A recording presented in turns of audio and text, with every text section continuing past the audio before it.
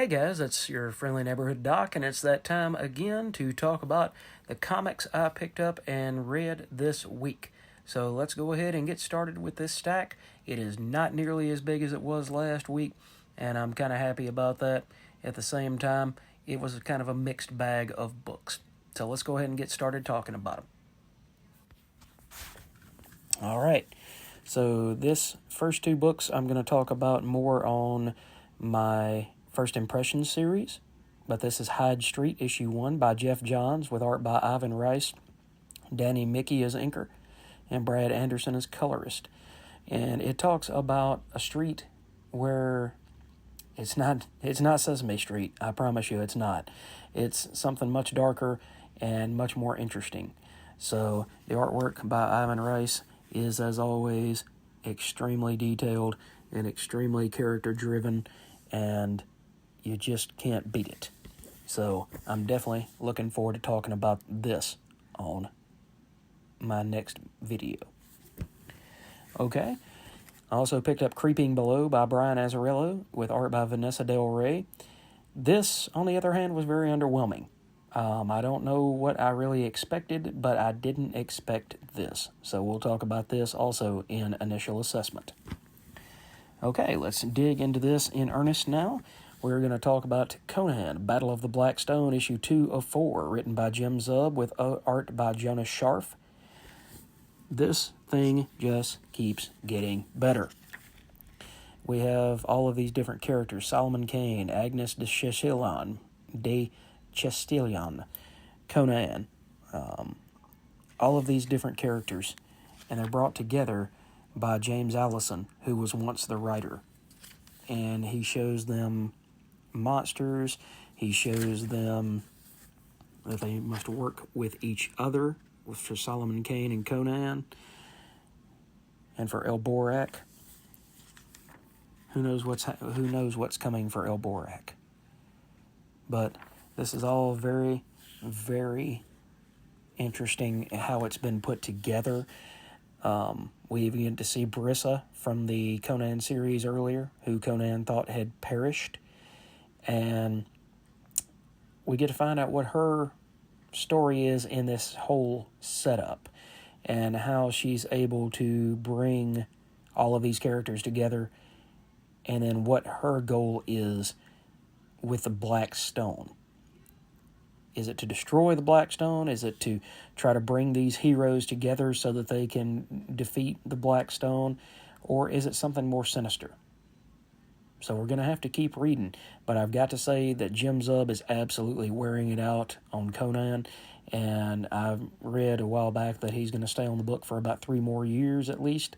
So I hope that he stays just as strong as he has been up until this point.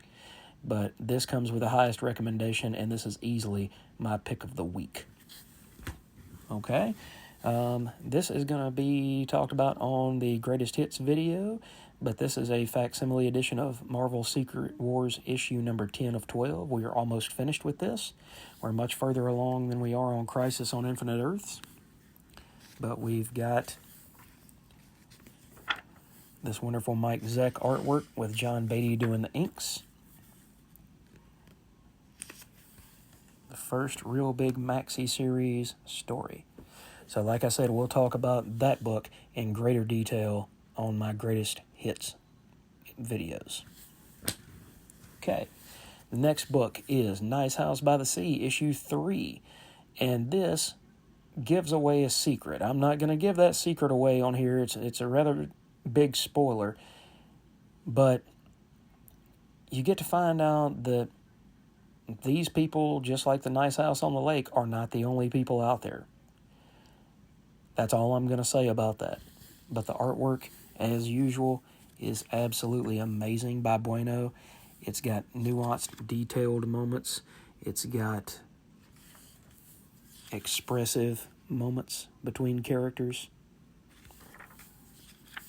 I really like these kind of images right here that almost look like pictures. They're supposed to be pictures, but it's got different look to it. I really, really hope that this book stays on track and doesn't get sidetracked by getting to issue 6 and then all of a sudden we're done. until 6 months later, because that's what messed me up on the original volume of Volume 1, A Nice House by the Lake, is all of the stops and starts. So James Tinian and company, please just go ahead and finish this book. Don't give us starts and stops on it. I'm begging you, because I might have to drop it if it just doesn't keep going month in and month out. But it's still one of my favorite books, and it's a nice, heady read. It's one that you have to take your time with, because there's a lot of moving parts and a lot of characters and a lot of nuanced storytelling going on here. It gives backstory to those characters. It gives you reasons to believe in these characters, love these characters, hate these characters, and feel everything in between. So definitely a strong title. Okay, and the next to last book that I got this week was Spawn issue 357, written by Roy McConville with art by Brett Booth, and a really cool cover. I like that. It's almost like Spawn is traversing the river Styx, and on the inside you've got this amazing Brett Booth artwork where Spawn and Lyra talk to Nero and try to figure out how to kill the vampires, because the vampire threat is the most looming threat ever since issue 350, where Heaven's agents and Hell's agents all seem to lose their power, and they're all trying to find a way to get those powers back. So Lyra is teaming up with Spawn in this issue to try to find the answers and the key to killing these vampires. And in the middle of all of this, we get Spawn, and what could this rumble possibly be? Nice 2-page spread by Brett Booth. The man is still a workhorse. His art is amazing. It's detailed, and I just can't say enough good things about this book. So I just started picking it up every month in and out with issue 350, but I can't wait to see what happens with 358. I know this is a long-form story that will probably never be finished in my lifetime until Todd passes away or the Empire changes to something else. I can easily see this book reaching 400 and even 500 issues.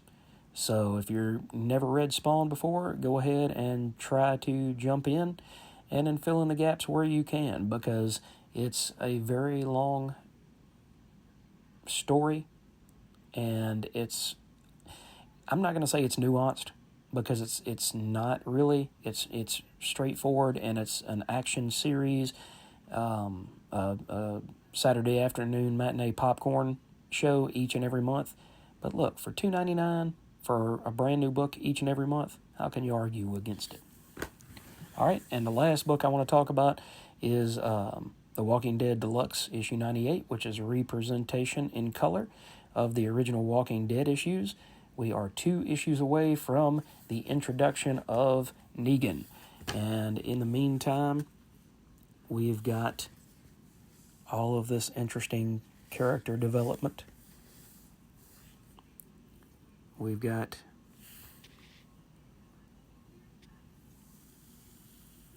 main characters surviving, main characters getting killed. I don't know. Every 2 weeks, man, I can't say good enough stuff about this. Issue 100 is absolutely a bomb. Just explodes the series.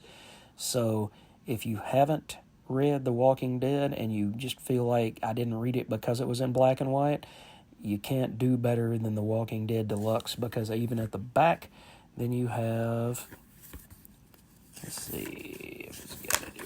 You've got the cutting room floor, and that is Robert Kirkman talking about his creation of issue 98. And then you've got this prose page over here that's explaining more about what is written over here. All right, guys. That is it for this week. Thanks for watching. I appreciate your time each and every week.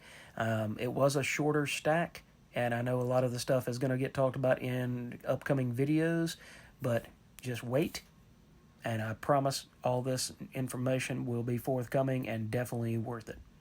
Thanks again, guys. Have a great time tomorrow, and enjoy New Comic Book Day today. Read your books, and hit me in the comments below and let me know what you picked up and what you're reading, what's interesting to you, and what you were most excited about. What is your pick of the week? What is the book that you can't wait to read? Is it a new one that just came out this week? Are you digging Hyde Street? Just let me know down below, and let's talk about it. Thanks, guys. Have a great day.